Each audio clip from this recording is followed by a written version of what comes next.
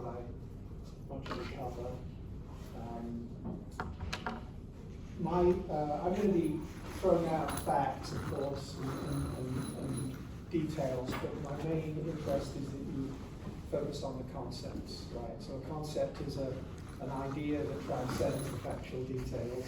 Most of you are not going to be working on the cytoskeleton or axonal transport, so what I want you to go away with is an understanding of the concept. So every now and then I'll have a slide with a light bulb.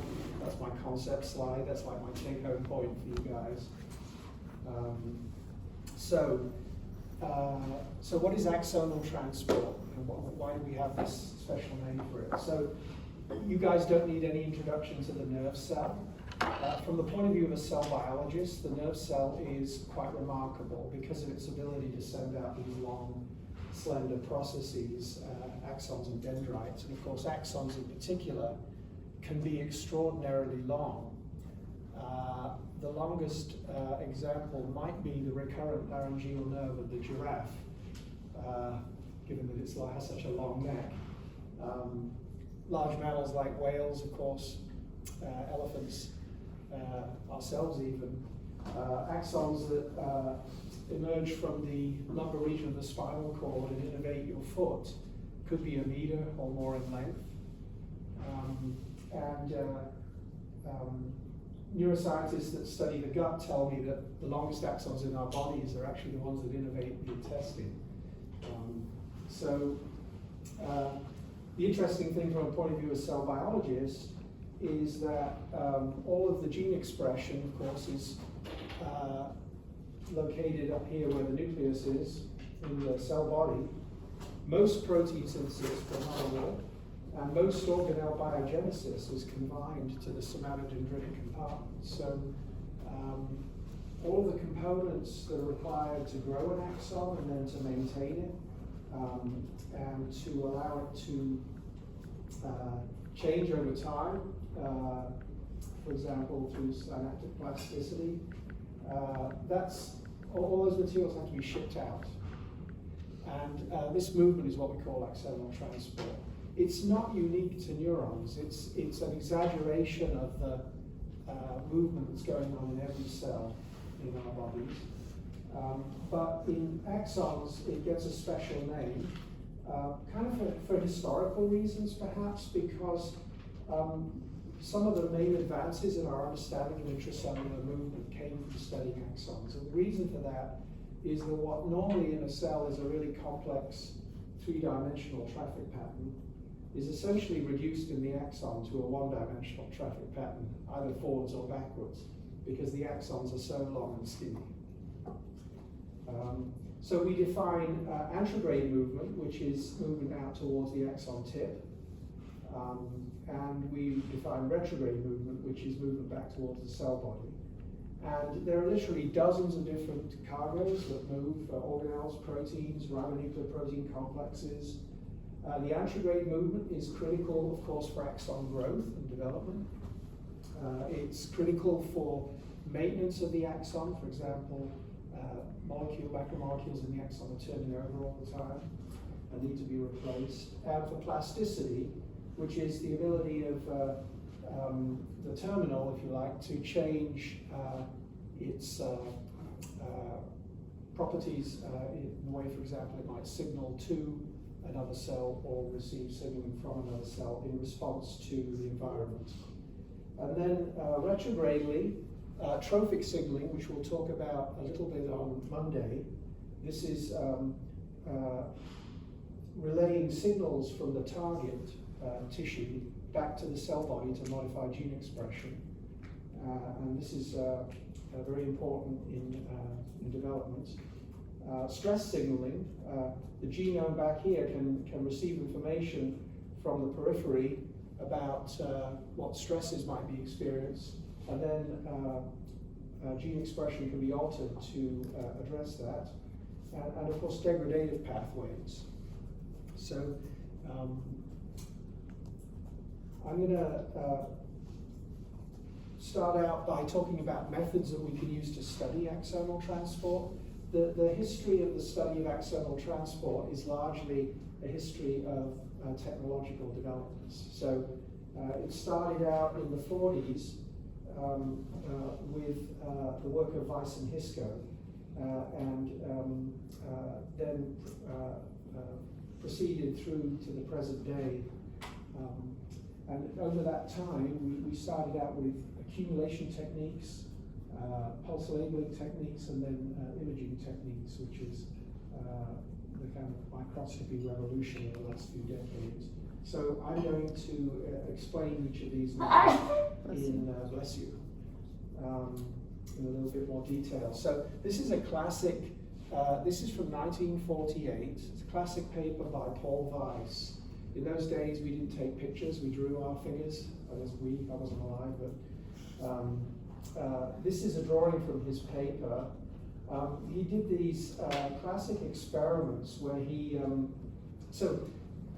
in the early days of neuroanatomy, people inferred that maybe the cell body of the neuron somehow nourished the axon and the axon terminal, okay? And he set about to kind of test this. The way he did it was that he constricted axons in animals. The way that he did it was he actually did a surgery, exposed a nerve, cut the nerve, and then over time we know that the peripheral nerve axons can regenerate. He took a little piece of artery and placed it over the end of the cut nerve, and then allowed the axons, the regenerating axons, to grow out through that little arterial cuff. And over time, they would reach targets and they would start to mature. And as they mature, they would fatten, because axons increase in caliber as they mature. And as they would fatten, they would experience this constriction of the arterial cuff. And you might think, why not just go in there and tie a knot around the nerve? Well, that introduces an injury response, right? There's an inflammatory response. So he chose to do it this way. And over time, he found that he saw the swelling of the axons upstream of this constriction. And then he did some experiments where he removed the arterial cuff. And over time, he saw this swollen material propagate distally down the nerve, like the meal of a python, if you like. And he called this axonal flow. And then later, and if you go back, if you're interested in the history of science a little bit and read that paper, you could just skip to the last section, which is his conclusions. It's remarkably prescient, given that it was done at a time when we had no idea about the structure of cytoplasm, right? People just thought of cells as just a bag of mush. This is before the age of electron microscopy, primitive light microscopy, but he realized that there's this movement, called it axonal flow. In the 50s, he actually came up with a model for the mechanism of this movement, which was a peristalsis model. His idea was that the glial cells were kind of squeezing the axon like the musculature of your intestine, and he actually did cell culture experiments where he swore that he could see this movement. Of course, that turns out not to be the case, but nevertheless, it doesn't detract from the contribution. So this was the first experimental demonstration. And this basic idea of if stuff is moving, if you constrict the axon, things will pile up, is still used to this day. So this is actually a paper from, I guess, a couple of decades ago now, from Valeria Cavalli at WashU. And you can actually do this by using a ligation on very short time scales. So this experiment, she exposed, this is a mouse, the sciatic nerve, made a ligation, waited a few hours, and then fixed the nerve, removed it, sectioned and immunostained. And here on the top, she's immunostaining for APP, which is a myeloid precursor protein. It's actually a membrane protein found in a subclass of axonally transported vesicles that move antegrade. And you can see, you can't see individual axons very clearly. There's hundreds here, but you can see kind of linear streaks of fluorescence. This is APP in vesicles accumulating in single axons upstream of the constriction, but much less so downstream. And this is an unligated axon as a control. And then this is actually track A, which is the tyrosine kinase A receptor we'll talk about a little bit on Monday. And this is actually retrogradely transported in signaling endosomes. And it's part of the retrograde neurotrophic signaling pathway, and it accumulates distally. So you can actually still to this day use this simple, what I call accumulation technique. You can also do a cold block. You can locally cool the nerve, and that's another way that it's been done. But it's limited in its power, obviously. You have to manipulate the nerve. You're looking over a time scale of hours or days, and you have to be you have to have an antibody to the thing you're looking at, so it's not so good for discovery of new cargoes, things like that. This is an experiment that I did about 25 years ago or so to first demonstrate the movement of a cytoskeletal protein, neurofilament protein in axons. So it turns out those are also cargoes, I'll tell you about later. And in this case, what we did was, there'd been a lot of controversy, people were trying to see the movement using fluorescence microscopy with no success. So we just thought, we'll step back and just do the simple experiment, we'll squash the axon. So here's an axon of a DRG neuron in culture, and we took a fine glass fiber about a micron in diameter, mounted in a manipulator, and we just pushed it down onto the cover slip so it flattened out. And then you just basically, you don't breathe. If you sneeze, that thing vibrates and the axon is severed. So you can see here after a minute, there's the glass fiber across the axon. And over the period of 2 hours, you could see the axon swelling up on both sides. And actually, when you watch this live, you could see large organelles, which you can see by phase contrast, just kind of trudging along, and then they bump into the glass fiber and stop. It looks like we cut the axon. We fixed the nerve after 2 hours, removed the glass fiber. It looks like there's a break there, but actually we did electron microscopy and showed that the axon isn't broken. It's just very, very thin right there. And then we could immunostain for neurophil protein at the bottom here. And you can see that the neurophil protein is piling up on the left-hand side, which is upstream towards the cell body. And that was the first evidence we had. We did a time course, we showed it was energy dependent. That was the first indication that there is indeed anterograde transport of neurophil protein in these neurons. So it's a crude approach, but it can be effective. So in the 1970s and 80s, there was a revolution in the way we study axonal transport with the introduction of radioisotopes. So this is the technique of radioisotopic pulse labeling. And I'm going to explain to you how this works using an example of sensory neurons of the dorsal root ganglia. So are you guys all familiar with the general anatomy here, dorsal root ganglia? Is this something you've talked about? Say so if you're not. You're not all looking like you know.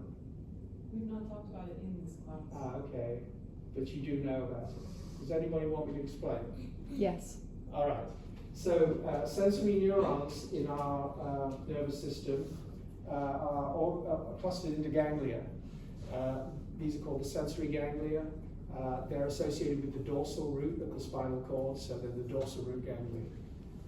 They're bipolar neurons. They send out 2 axons. One goes centrally into the spinal cord and the other peripherally out to a sense organ somewhere. And so it's a discrete anatomical structure. And what we can do is inject radioactively labeled amino acid into the ganglion. You can do a laminectomy, expose the ganglia, inject, and then allow the mice to recover and run around. And then what happens is those amino acids are incorporated, they're taken up by the cells through the normal transport mechanisms the cells have to take up amino acids. And whatever proteins happen to be synthesized at that point in time are going to become radio-labeled, right? Now, rapidly, these amino acids are going to diffuse out into the bloodstream, and they'll get excreted by the animal in the urine, and you'll end up with a pulse of radio-labeled proteins during a window of time, which could be, I don't know, 8 hours, 12 hours or so. And then, as it turns out, because these neurons support these very long axons, most of the proteins that they're synthesizing in the cell body are destined for the axon. 99% of the volume of the cell is out in the axons. And so these proteins move out, and they move out in association with different cargo structures. And over time, these cargo structures move at different velocities, and so the proteins actually start to separate apart into groups, kind of like chromatography.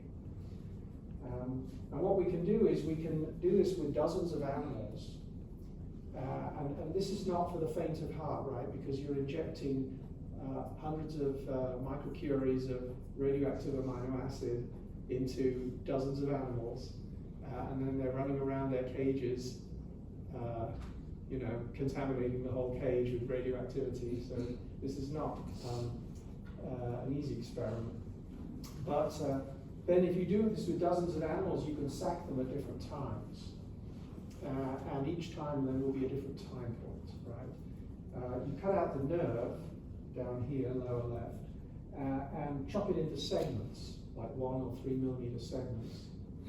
And then we can extract proteins in each segment and perform SDS polyacrylamide gel electrophoresis to resolve the proteins based on their size. And so this is an example here of what that might look like. Each lane here is a different segment of the nerve going left to right. And we can do autoradiography, or these days you can actually directly scan the gel and detect the radioactivity and detect where the radioactivity is. And what we see is that over time, we see different groups of radiolabeled proteins kind of segregating from each other. So in this cartoon here, we have purple proteins, blue proteins, and red proteins. And the red ones are moving with some cargo structure that is moving faster, and the purple moving the slowest. And so over time they resolve. So initially you're going to see red and blue proteins overlapping. The purple proteins are just entering the nerve at time 1. By time 2, the red proteins are way out ahead and they've resolved from the blue. And then back here you can see the purple proteins in lane 1. And then time 3 and time 4, eventually you're left with just purple proteins in the nerve. So if you do this for many animals, many time points, you can actually get 2 really important pieces of information. The first is you get a picture of all of the different proteins that are axonally transported, and there are hundreds, if not thousands. And then you get a picture of the kinetics. This is actually was responsible for much of what we know about the composition and kinetics of axonal transport, this type of experimental approach. So then in the 90s, we had another revolution with the development of microscopy techniques that can actually visualize movement inside cells by live imaging, and then the development of fluorescence techniques. So the first big breakthrough was in 1982. I was just starting as a grad student, and I remember going to a conference in London where this work was presented. It was super exciting. This work was done in the squid. I love the squid. I worked on squid as an undergrad and then a grad student and a postdoc. And these are remarkable animals. They're mollusks. You guys have all heard about myelination, correct? Yeah. I don't know if you know, but myelination is something that's not found in lower vertebrates and invertebrates. So mollusks don't myelinate. So the only way that they can achieve a rapid nerve impulse is by making their axons bigger. And the way that the squid does this is actually, it actually sends out hundreds and hundreds of axons in these nerves that extend through the wall of the muscle wall of the mantle of the squid. And then in development, these axons fuse together to form one massive axon. The cool thing is they fuse together, but they retain their cell bodies. So the giant axon of the squid, in a large squid like so size, the largest of these stellate nerves, which innervate the muscle of the mantle, is about 1 millimeter in diameter.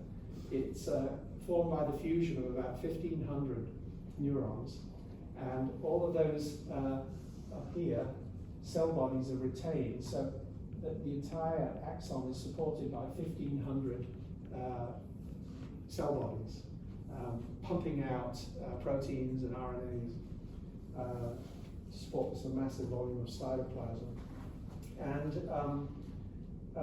the purpose of this is that when the squid is scared, or when it's a predator, for example, approaches, it can actually contract the mantle wall very rapidly and jet itself backwards, squeezing water out forwards and jetting itself backwards. And at the same time, it releases a cloud of ink to kind of mask itself as well. And of course, you guys know, you probably know why the squid giant axon is so important in neuroscience. Does anybody know? Because it helped to study propagation of the electrical signal. Yeah, I mean, the very notion of an action potential. The action potential was discovered in the squid giant axon, and the reason is it's big enough you can actually stick an electrode up the middle of it and stick another one on the outside.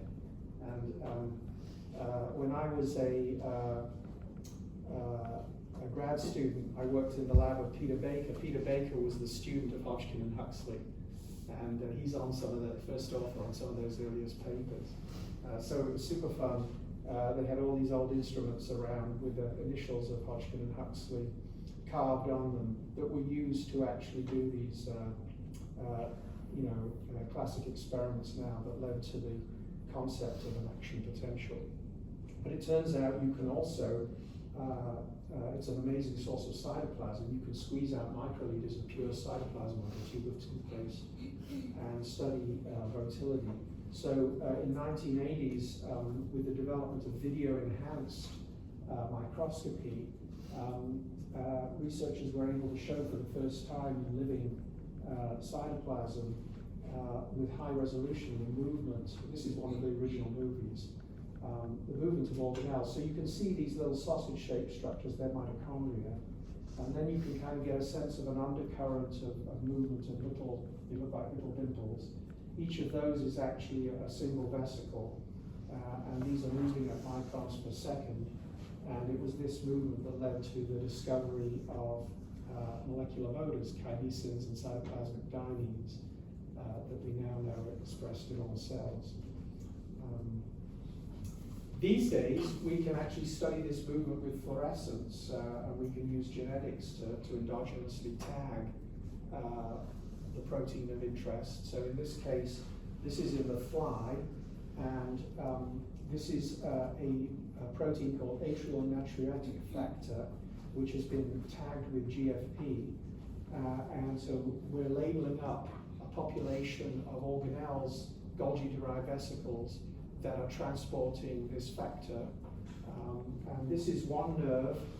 This is the cross-section of the fly nerve. Again, flies don't myelinate, so there's about 30 axons. They're tiny little unmyelinated axons. There's a single glial cell, that's the glial cell nucleus right there, investing the entire nerve. And so we're looking here at 30 axons, and this is time-lapse imaging right here, and you can see the extraordinary amount of movement going on. And you'll notice it's bidirectional. Most of them are moving left to right, but there's also some moving right to left. If you were to multiply this by like 100 times, because we're only looking at one particular subclass of organelle here, that would be the kind of scale of traffic going on inside an axon. It's crazy. It's like an LA freeway. It's nuts down there. So tremendous amount of movement. So a key concept is that exoplasm contains a dynamic network of protein polymers, and this is what we call the cytoskeleton. found in all eukaryotic cells, of course, but we're focusing here on the axon. Three principal components that you should all be familiar with. Microfilaments composed of actin, intermediate filaments composed of intermediate filament proteins, and microtubules composed of tubulin. And in neurons, the intermediate filaments of neurons are neurofilaments. So intermediate filaments have a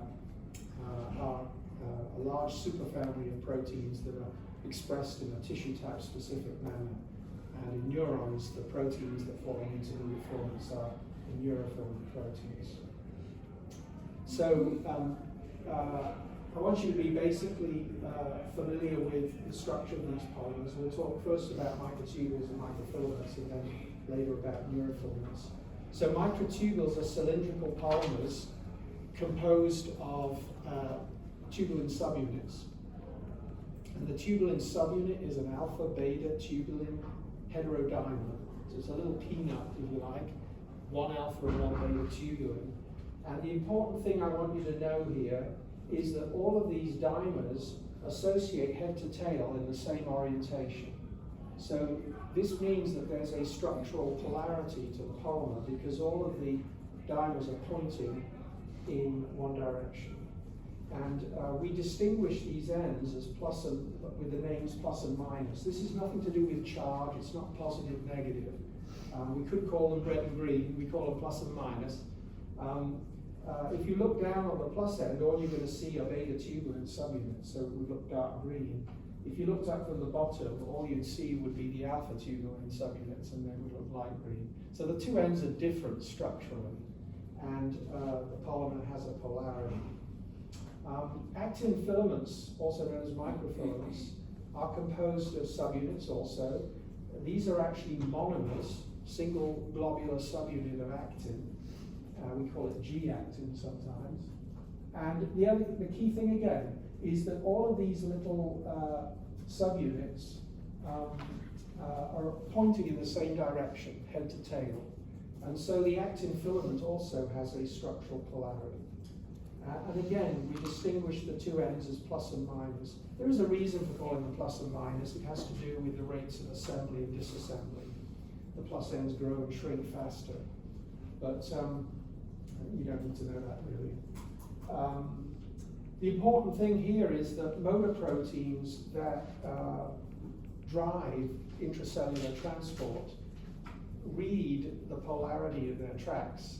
And so the polarity of the track determines the direction which the motor is going to walk. So we'll get back to that later.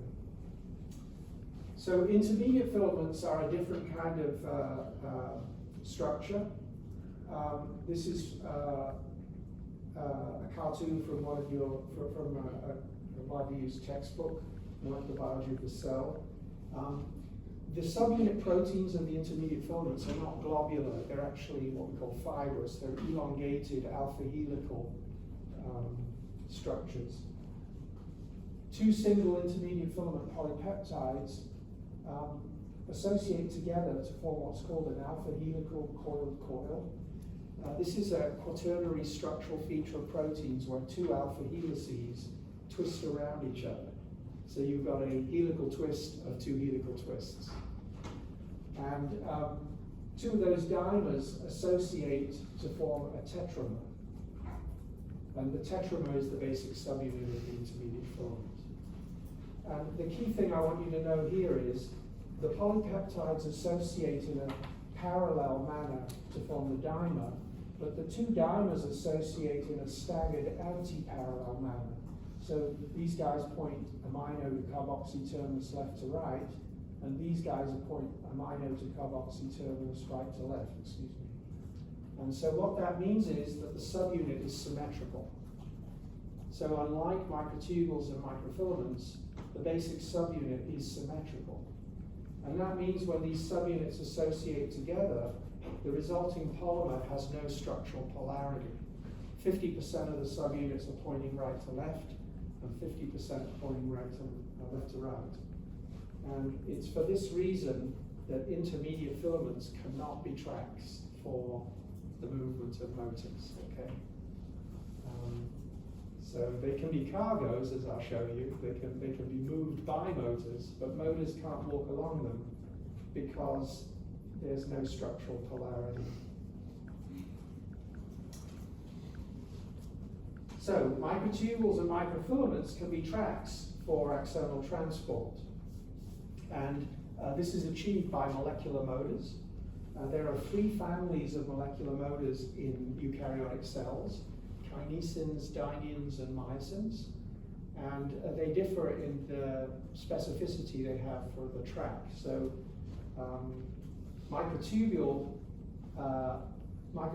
can support the movement of 2 of these families, kinesins and dyneins, and microfilaments can support the movement of myosins. So these motors recognize the track through kind of standard kind of molecular recognition mechanisms, and then they walk along the track dictated by the orientation of the polymer. So microtubules have a characteristic polarity in neurons. All of the microtubules in the axon are oriented with their plus ends distally towards the axon tip. This is a fundamental feature of cellular feature of axons. The polarity of microfilaments is less clear. It's not clear if they have a uniform polarity or not. But this is important. This microtubule polarity is important because kinesins and dyneins walk towards different ends of the microtubule. So kinesins are mostly plus end directed, and dyneins are all minus end directed. And so this defines a basic feature, like a structural feature of the traffic pattern, if you like, in the axon. Most of the myosins, FYI, are plus end directed, but we don't really understand the orientation of the actin filaments in the axon yet, so it's not clear what the significance of that would be. So organelles can associate with kinesins and dyneins and move along microtubule tracks, and they can associate with myosins and move along microfilament tracks.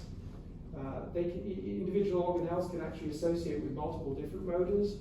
They can switch from tracks, so they could be chugging along a microtubule with a myosin on board, and then the myosin could engage with an actin filament, and they could move off on an actin track. And the general concept is that microtubules are kind of like the long-range highways for trafficking in the axon, and microfilaments are like the short-range highways. So you could imagine if you're trying to deliver a synaptic vesicle precursor to the synapse, you would ship it out from the cell body, from the Golgi, along microtubules. They'd go on kind of like an express train. And once they get locally close to the membrane, they would probably hop off a microtubule and hop onto a microfilament, and that would carry them to the plasma membrane. So you can think of these like long distance and short distance local transportation. So microtubule polarity defines the basic traffic pattern in axons and dendrites. So this is actually a cartoon here of a typical, say a fibroblast in culture. There's the nucleus. All of the microtubules extend out from a microtubule organizing center, which is the centrosome. That's where the microtubules are nucleated. And they all get nucleated plus end outwards. In neurons, all of the microtubules in the axon are oriented plus end outwards. But in dendrites, they have a mixed polarity, so some are plus end outwards and some are plus end inwards. And it's thought that this defines one of the basic differences between axons and dendrites. So when you're a neuron developing and you form an axon and a dendrite, what makes an axon and a dendrite is basically the molecules that you ship out into those. So a simple way that you could define, I want this to be an axon, I want this to be a dendrite, is to package your dendritic cargoes with a dynein motor, which moves towards the minus end of microtubules. Those cargoes could never enter the axon because there's no microtubules with their minus ends pointing outwards. So those cargoes would only enter the dendrite. Now, oops, you can go back. Packaging cargoes that are destined for the axon is a little bit more complicated because there are plus N distal microtubules in the dendrite and the axon. And so there's a whole kind of field of research there, this concept of smart motors that can somehow distinguish axonal microtubules from dendritic ones. So this is by no means the answer to how we make a dendrite or an axon, but it's one basic feature of that traffic pattern. So by determining what motors a particular cargo associates with, you can influence one basic feature of where it might go in the cell. So all cargoes in neurons are propelled by molecular motors. And this is an example. So there are many different members of each family of motors. And I'm just going to show you one example of each here, just to give you a sense of the body plan of a motor. So the details here are not important. You do not need to know the names of all these different subunits. What I want you to appreciate is that they all have certain common body plan features. All of these motors, with some rare exceptions, have two heads. So motors walk on their heads. This is a terminology. They don't walk with their feet. Motors don't have feet, they have heads. They walk on their heads. The heads, so this is kinesin 1 right here. There's actually 45 different flavors of kinesin in our cells. This is one of them. It consists of two large polypeptides, which are called the heavy chains, and two small ones, which are called the light chains. So it's a tetrameric, heterotetrameric complex, if you like. The two heavy chains have globular endomains called the heads. Those bind the microtubule and they contain the ATPase activity. Okay. The light chains over here are associated with binding the cargo. So the heads bind the track, the tails bind the cargo, and the stalk region connects the two. That's the general body plan. And you can see dynein is insanely complicated, but it has the same basic plan. It has two heavy chains. They have head domains that bind the microtubule. The ATPase activity is actually located back here, not at the very tip here. All kinds of crazy subunits back in here, and it associates with its cargo via another complex called dynactin, but the basic scheme is the same. The heads bind the tracks, the tails bind the cargo. There's three different dynein heavy chain genes in our genome. One of them is associated with cytoplasmic trafficking. So most of the diversity of dyneins is accounted for by all of these other crazy subunits. In the case of kinesins, most of the diversity is because of the heavy chains. There are 45 heavy chain genes. So really different flavors of these motors, but those different flavors are achieved in different ways. And then myosins down here, there's more than 15 different families of myosins. This is myosin 5. It looks quite similar to kinesin, really. It's a it's actually more than a heterotetramer. It's a multimeric complex. It has two heavy chains. It has a couple of little light chains down here, and then it has a whole bunch of calmodulin light chains here. But the basic plan, we've got head domains that bind the microfilament, and they have the ATPase activity. We've got these little neck regions. We've got a stalk that connects to the tails that bind the cargo. So this is just the general body plan. So there's thought to be in our genome like about 100 different motors. Not every cell will express every motor. But this is like the toolbox that cells have for moving things around inside cells. This is a cartoon you may have all seen.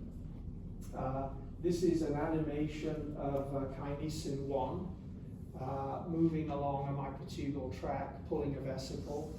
There's of course lots of things about this that are unrealistic, but it is based on the crystal structure of kinesin and quite a bit of biophysical knowledge about the mechanism of movement. And basically what I want you to appreciate is that these motors are allosteric walking machines. They couple movement, a walking kind of movement, to the binding hydrolysis and release of ATP. Each step, in the case of kinesin, is 8 nanometers, which is 2 alpha beta tubulin subunits.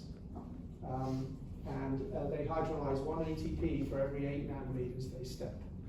So if you want to walk a micron, that's 125 ATPs right there. So these are gas guzzling machines. The cell invests an enormous amount of energy in intracellular motility. And of course, it's absolutely vital for the growth and survival of axons. Here's another animation. I don't want you to get caught up on the biochemistry here, but just appreciate that these proteins rely on a cycle of binding, a conformational change which swings the rear leg, the rear head forwards, and then release. The cool thing is that these heads somehow talk to each other in an allosteric way, such that each head kind of, each head knows, if you like, what the other head is doing, so that one head is always bound. So this head binds, the other head swings forward, that one binds, and then the trailing head releases. And if you precisely control the conformation of these heads in this way, you can take hundreds and hundreds of steps along a microtubule without falling off or diffusing away. And that is called processivity. And that's critical for movements of axons because they're so long. These motors have this property that for one diffusional encounter, they can take hundreds and hundreds of steps before by chance they fall off. Now this is achieved because of this exquisite kind of allosteric crosstalk between these heads that ensures that each head is kind of completely out of phase, exactly out of phase with the other one. Both heads are doing exactly the same thing, but they're doing them like out of phase with each other. And this is how you generate this walking motion. And the similar kind of processivity is seen for dyneins and myosins as well. So a key concept is that neurofilaments, which are the intermediate filaments of neurons, are space-filling structures that maximize axon caliber. So I'm going to introduce you to neurofilaments. They are composed of a large number of different subunit proteins that all co-assemble together. And many of you may end up encountering these in your own projects. For example, you might be using antibodies to one of these proteins to identify a neuronal subtype or to identify neurons or axons, for example. Neurofilaments can be composed of peripherin, internexin. One of these three proteins, neurophil proteins, L, M, and H, which stands for low, medium, and high. These are sometimes known as the neurophil triplet. And also in neuroprogenitors, nestin. So this is kind of insanely complicated. And the nomenclature is horrendous because these proteins were all discovered at different times. It wasn't always clear what they were when they were first discovered. And often proteins were named before their function was understood.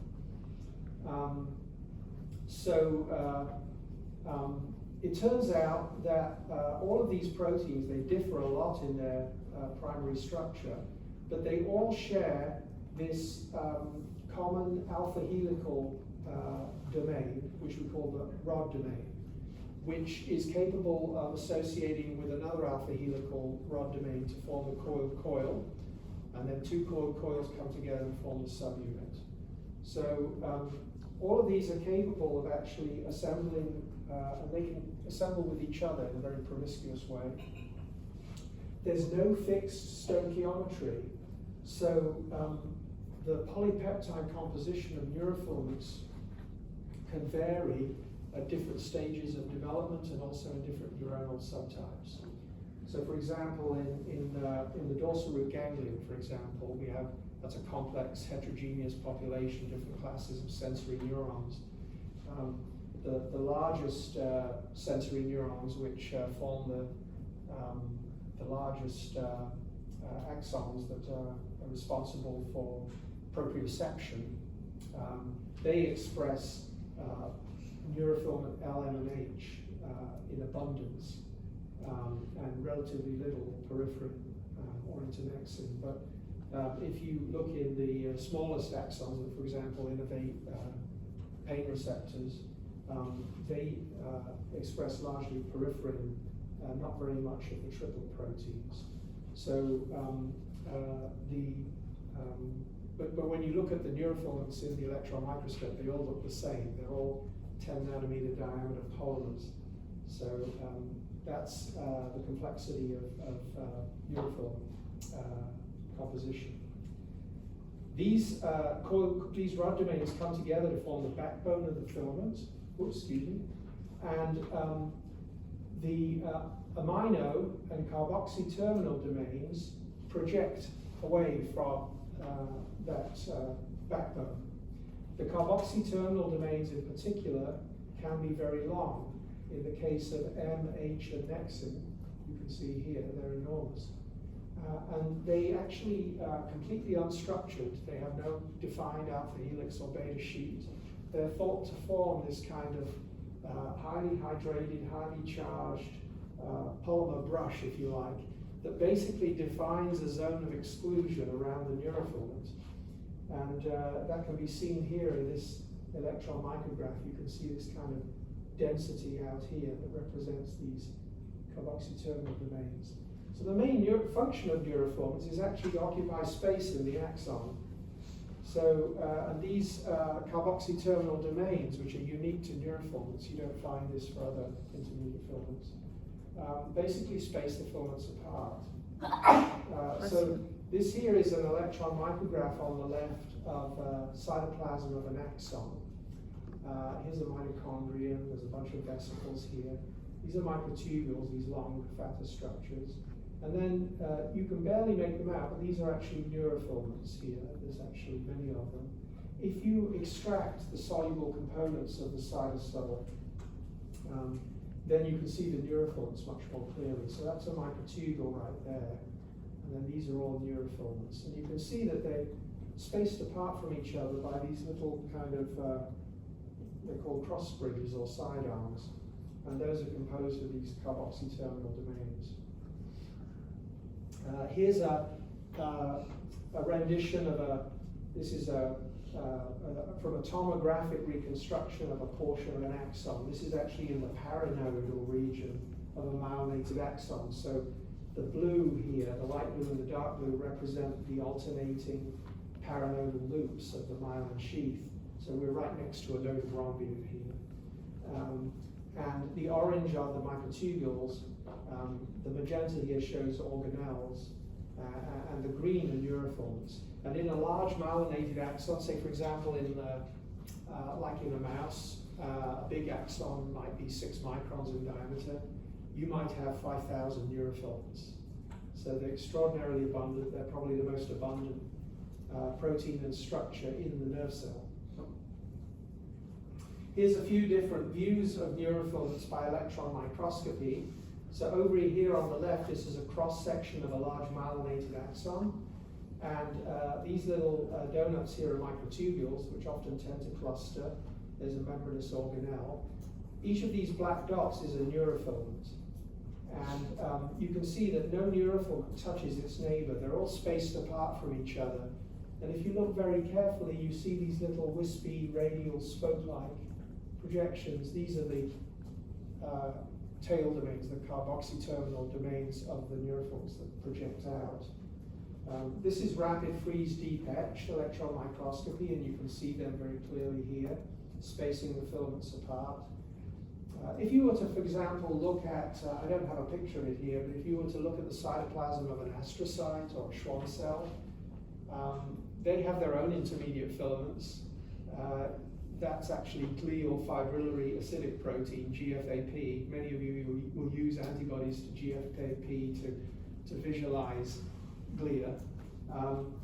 Those filaments are all packed, they touch each other. There's no sidearm projections there to space them apart. So this is a unique feature of neurofilaments. Here's a purified neurofilament, and you can actually see these little projections like the legs of a millipede extending out here. So why is this important? So early in development, axons start out skinny and unmyelinated, and they have very few neurofilaments. In our nervous systems, axons that become myelinated also increase in caliber. And the reason that they increase in caliber is they accumulate neurofilaments. So there's some kind of outside-in signaling from the cell when it initiates the myelin program and starts to wrap the axon with compact myelin. There's an outside-in signaling pathway that tells neurofilaments to accumulate. And as the neurofilaments accumulate, the axon gets fatter. And this is pretty well established now. For example, if you, there's several examples of this. So there's a neurofilament knockout mouse. So if you knock out neurofilament protein L, which is one of the neurofilament subunits, it turns out that subunit is critical for forming neurofilaments. So without that protein, you can't form neurofilaments. And so these mice actually completely lack neurofilaments. We have these mice actually in our colony here. And the mice are viable. They live normally, they breed normally, but they have skinny axons, skinny myelinated axons. Their myelinated axons never attain the proper caliber. And as a result, they have delayed conduction velocities, because you guys have already, I hope, learned, right, that the rate of propagation of a nerve impulse is proportional to the cross-sectional area of the axon. Is that all familiar to you? And the reason for that is that larger axons have a lower resistance to the diffusion of ions that is necessary for the propagation of that action potential. So fat axons propagate nerve impulses more rapidly. Now, fortunately, we don't have to make our axons a millimeter in diameter to achieve the kind of rapid propagation we need. And the reason is because we also can myelinate the axon. And that allows us to propagate the nerve impulse by saltatory mechanism, which greatly increases the rate of propagation. So we have an increase in caliber, and we also have myelination. The squid don't have the myelination, so their only solution is to make the axon bigger. If we didn't myelinate, we would have to make our axons so big, like your arm would have to be this size. The metabolic and spatial investment in doing that would be, the evolution of animals would have been very different without myelination. We'd look a lot weirder. So, key concept. Actin filaments form a submembrane cytoskeleton, and this defines the shape of the axon. So I want to do a little kind of detour here and tell you about a really amazing study that blew people in the neuronal cell biology field away. So what we're looking at here, this was published in Science in 2013. Shortly after this, this involves a technique called super resolution microscopy, STORM. Shortly after this, a Nobel Prize was awarded for the development of this methodology.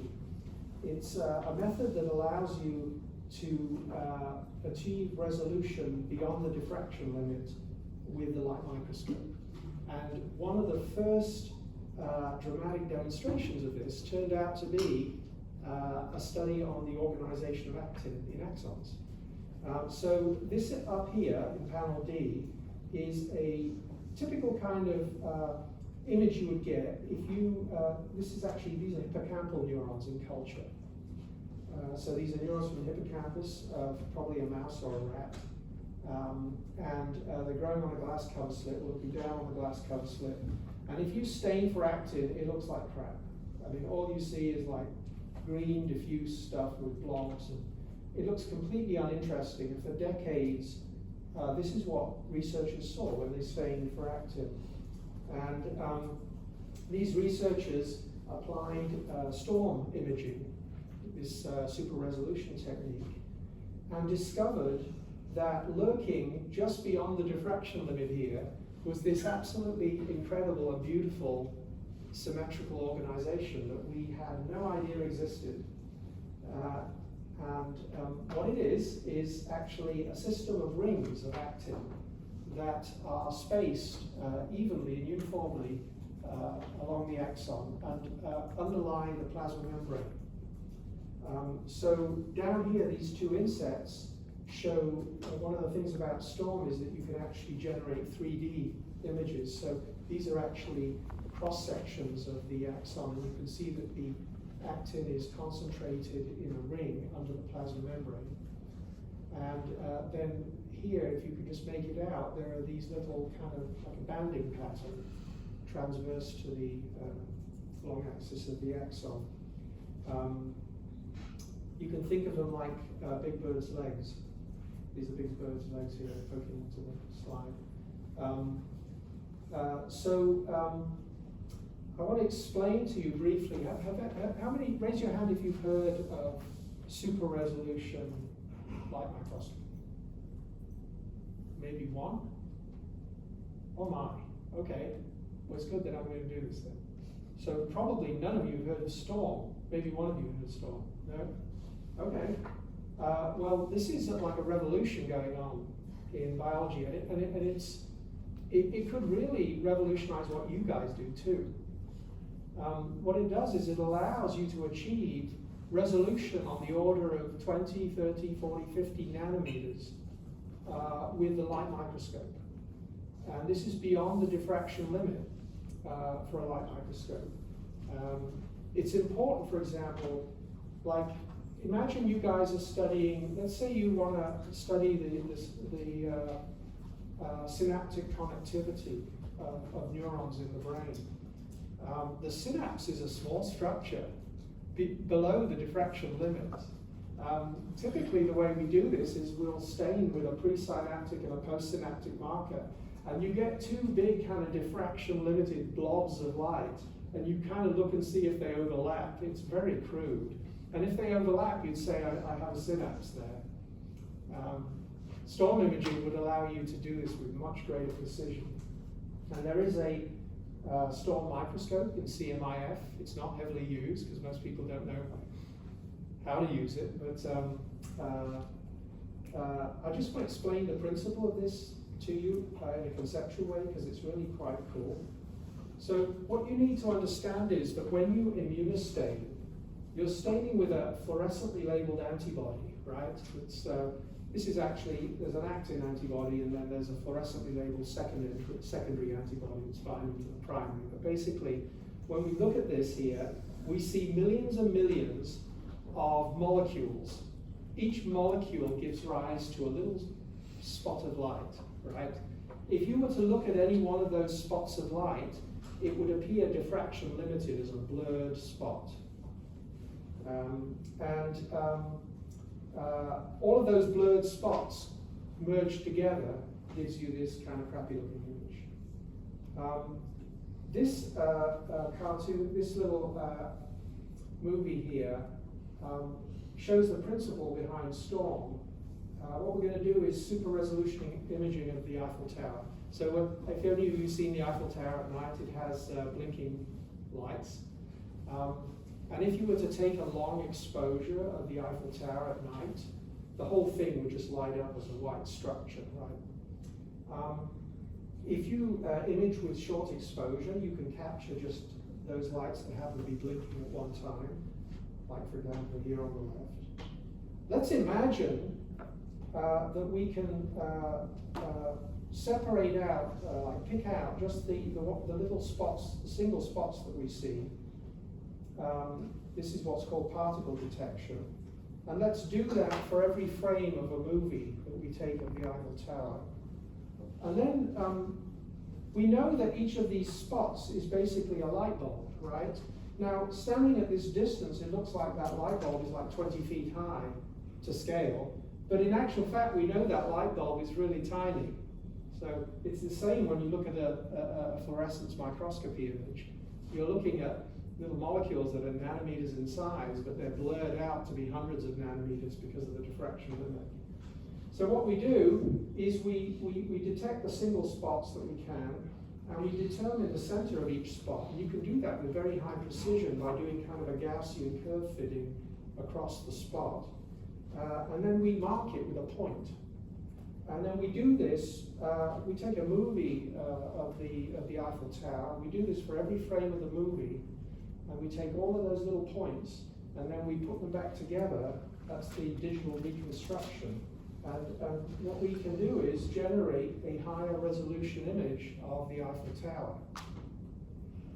Does that make conceptual sense to people? Is there anybody who's confused? Please say so if you're confused. Okay, so that's the simple beauty of this technique. So what you do is you've just got to figure out a way to make these guys blink. And there's some tricks you can do that. What you do is you make them blink, and you take a very rapid kind of series of images. For each image, you localize the single points, you mark their centers, and you do that. Turns out to get an image like this, you have to do it about 80,000 times. So it takes about 15 or 20 minutes. That's a limitation of Storm. But there are newer super resolution techniques now that can be used for live imaging. So this is a really exciting revolution in biology you guys should be aware of. So that's a little detour, but I really wanted to make sure you understand conceptually how that works. And this is probably one of the more exciting papers I've read because it's a complete surprise. So we now know a little bit more about this. These rings are composed of actin filaments. They're spaced apart by spectrin molecules. And it turns out, we never even asked this question. Why is it that axons how is it that axons are cylindrical? And how is it that axons never break under normal physiology? The plasma membrane is just a soap bubble, right? We never even asked the question. Well, it turns out that we should have asked the question, and this is the answer. So the inside of the axon is scaffolded by this remarkable symmetrical network of actin filaments, forming these rings connected by spectrins. And there's a nematode worm. Have you guys heard of C. elegans? It's a nematode worm, wriggles around, that has a mutation that compromises the structure of the spectrum. And the interesting phenotype of this worm is as it's wriggling, its axons just spontaneously break. And nobody really understood that until this discovery. And then actin rings were shown to exist in those axons too. It appears that this organization is critical for maintaining the mechanical integrity of this long, slender process. And if you think about it, axons, they course out through the body, they're moving through articulating joints and throbbing blood vessels and whatever. We never ask the question, why is it they don't break more often? This is the answer. And I just wanted to show you that a few years ago, a colleague of mine in France did this heroic study where he actually imaged these axons with Storm fluorescence. And then he burst open the axon and did electron microscopy looking on the inner surface of the plasma membrane. And he was able to visualize by electron microscopy these rings. And it turns out that each ring contains a pair of actin filaments, 2 actin filaments that are twisted around each other. So they're very slender, but connected together by these spectrins. They actually generate a mechanically significant internal scaffold for the axon. So this is a cartoon that would help you, I hope, picture how the different polymers are organized in the axon. You have long microtubules running north-south, defining the long-range tracks for intracellular movement, axonal transport. You have neurofilaments packing the spaces between them that actually increase the caliber of the axon. And then you have rings of actin filaments supporting the plasma membrane. You also have short actin filaments in the core of the axon, and it's possible that those can support local movements of cargos, but we know less about them.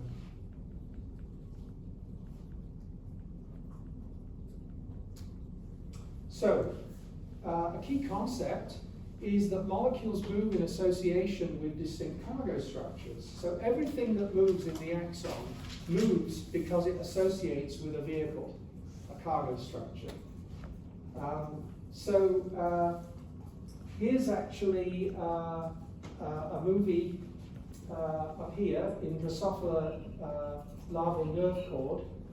So we're looking at a bundle of axons here, of synaptobrevin tagged with a fluorescent protein. So synaptobrevin is one of the components of synaptic vesicles. And these cargoes are transported as synaptic vesicle precursors along microtubules to the end of the axon. Everything that associates with the synaptic vesicle precursor moves together by virtue of its association with that one cargo. It's like when you hop on a bus, you're moving with everybody else because you're all on the same bus. This is actually a model of what a synaptic vesicle looks like based on crystal structures of the proteins plus a proteomic analysis of the composition of these vesicles. So this is as kind of realistic a model as we have right now that can be obtained of a synaptic vesicle. And you can see that there are three classes of proteins that associate with any membranous compartment. There's proteins that are embedded in the membrane. These are integral membrane proteins. There's proteins contained within the lumen. These are luminal proteins. And then there's proteins that associate with the surface.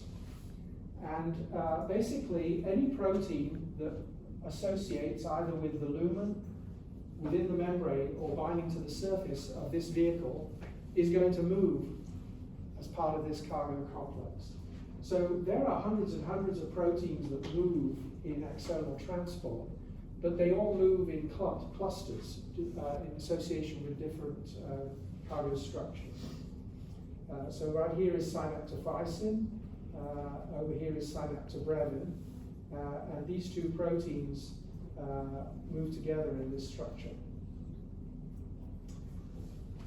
Key concept, the cargo structures are extraordinarily diverse. Pretty much everything in the axon moves, not necessarily all at the same time. We have Golgi-derived vesicles, endosomes, lysosomes, peroxisomes, autophagosomes, mitochondria. We have cytosolic protein complexes moving. We have ribonucleoprotein complexes. And I'll show you that even cytoskeletal polymers themselves can be cargoes of this transport. So there are dozens and dozens of cargoes. There are hundreds and hundreds of molecules, and these molecules move together in association with these different cargo structures. So a key concept is that there are distinct fast and slow components to axonal transport.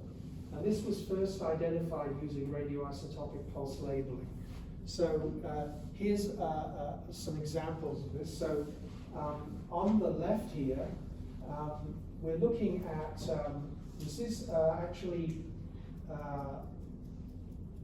actually dorsal root ganglion. This is the cell body, so we have a central and peripheral process. On the x-axis is distance along the nerve. This is actually in a large animal. I think it's probably a cat. These guys used back in the 70s often did their studies in larger animals like cats. So you inject the radioisotope into the ganglion here, and radiolabeled proteins then move out into the central and peripheral process. And we're looking here at different time points, so 2 hours, 4, 6, 8, and 10 hours. And you can see that there's a lot of radiolabel that remains in the vicinity of the cell bodies, but there's this wave of radiolabeled proteins, and this is just total protein here, that moves out along the nerve, extending out a distance of more than 100 millimeters. The rate of this movement is about 400 millimeters a day. And that translates to about 5 microns a second. And 5 microns a second is pretty much the rate at which vesicles move along microtubule tracts. So this is what we call fast axonal transport. And turns out, though, that if you wait longer periods of time, and this now, the time scale here is on the order of days, weeks, and months. So 6 days, 20 days, 33 days, and 60 days. These rapidly moving radiolabeled proteins, they reach the end of the axon and they're degraded. And then if you keep watching, you see this other component move out much more slowly.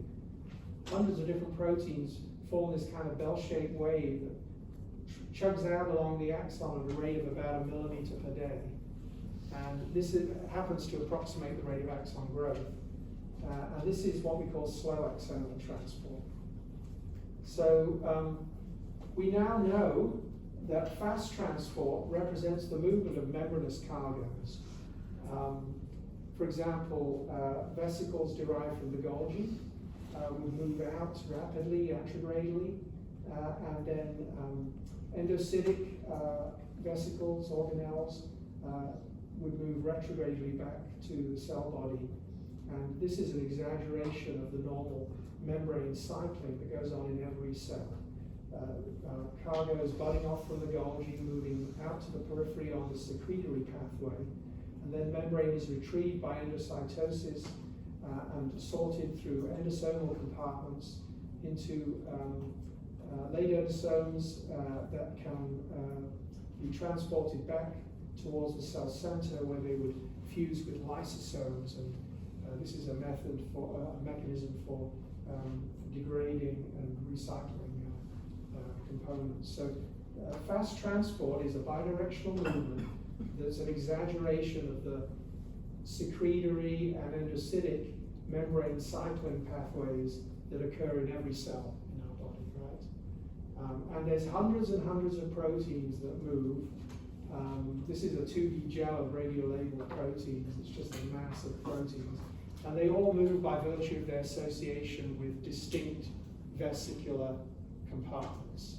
There are dozens of different flavors of vesicle, each of them with their own unique molecular consignment, each of them with their own particular function. Maybe they're destined for the node of Ranvier, or maybe they're a package of synaptic, presynaptic components for forming a synaptic vesicle.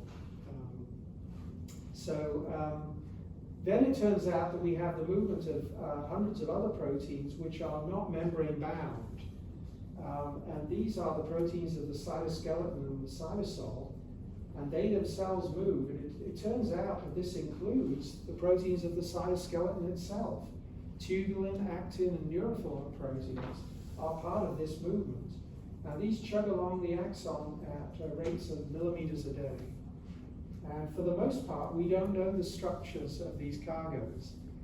We still don't know the vehicle for the movement of tubulin and actin.